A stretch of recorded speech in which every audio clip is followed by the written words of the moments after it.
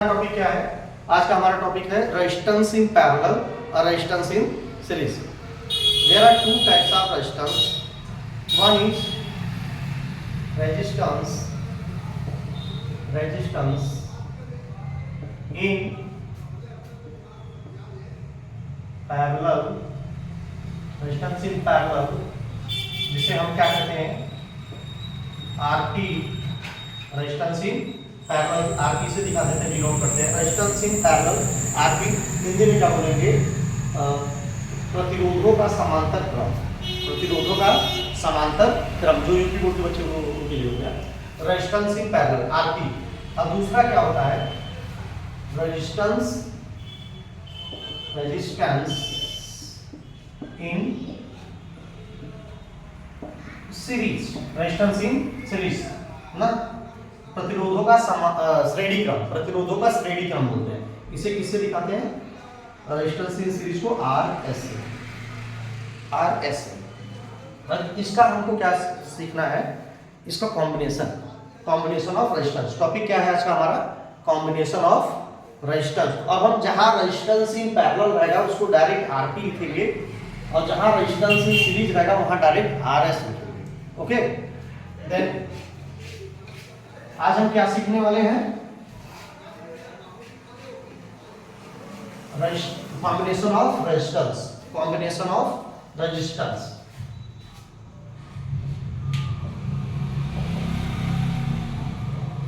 Combination of resistance. देखिए ये basic physics है, क्लास 10th का है, क्लास 10th का बेसिक फिजिक्स है। अगर फिजिक्स की दुनिया में आप एंटर करते हैं, इलेक्ट्रिसिटी चैप्टर पढ़ते हैं, उसको चाहे किस लेवल पे ले जाइए, तो आपको क्लास 10th की फिजिक्स बहुत अच्छे से आनी चाहिए। इसलिए हम अच्छे से सीख रहे हैं कि कॉम्बिनेशन ऑफ रेजिस्टेंस, रेजिस्टेंस को कैसे हम कंबाइन करते हैं। उसके दो तरीके हैं, डिपेंड करता है कि सर्किट डायग्राम में रेजिस्टेंस किस पोजीशन में पाया जाता है। जिस पोजीशन में वो पाया जाएगा उस मेथड से उसको हम क्या करेंगे? यूज करेंगे। और उसका पोजीशन डिफाइन करने के लिए हमें इलेक्ट्रिक करंट का डायरेक्शन देखना होता है। ठीक, पहले हम देखते हैं, दो टेबल बना देते हैं। अब पहले समझते हैं कि रेजिस्टेंस इन, तो दो होते हैं हमारे, एक होता है रेजिस्टेंस इन पैरेलल और एक होता है resistance in series. Resistance in parallel and resistance in series. देखिए अब दोनों के लिए अपने फार्मूले होते हैं, दोनों के लिए अपने क्या होते हैं? फार्मूले। केवल कॉम्बिनेशन होता है, कॉम्बिनेशन मतलब ऐड करना, जोड़ना, उनको सम करना, उनके रेजिस्टेंस की वैल्यू को सम करके फाइंड आउट करना। ठीक, देखिए तो जो रेजिस्टेंस पैरेलल होता है वो कैसा सर्किट डायग्राम में रहेगा, तो कैसा दिया है?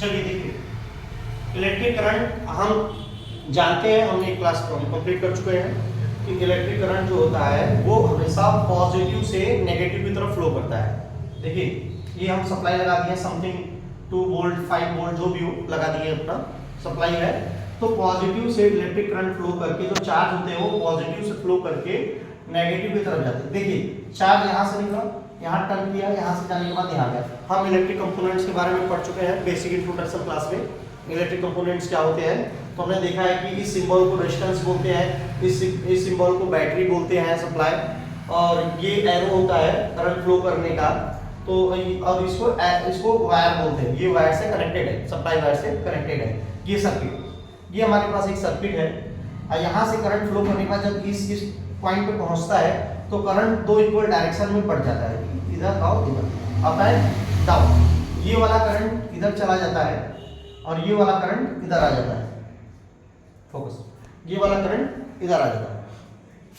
अब इस रेजिस्टेंस से पास करने के बाद करंट इधर से होते हुए इधर आते हुए, अब देखिए चूंकि करंट को पॉजिटिव से नेगेटिव की तरफ जाना है, नेगेटिव जाने का जो शॉर्टेस्ट पाथ होता है वही करंट फॉलो करता है।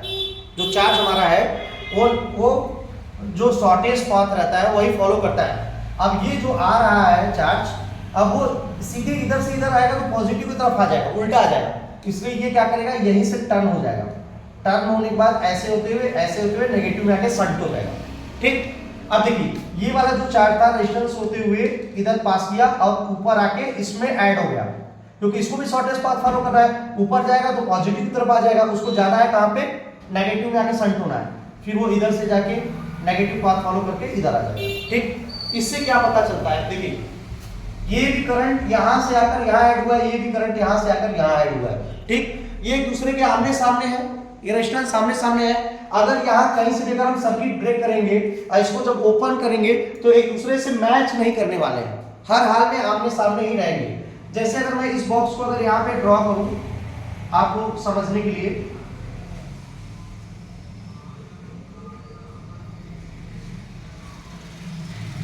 ये ऊपर वाला वही रेजिस्टेंस है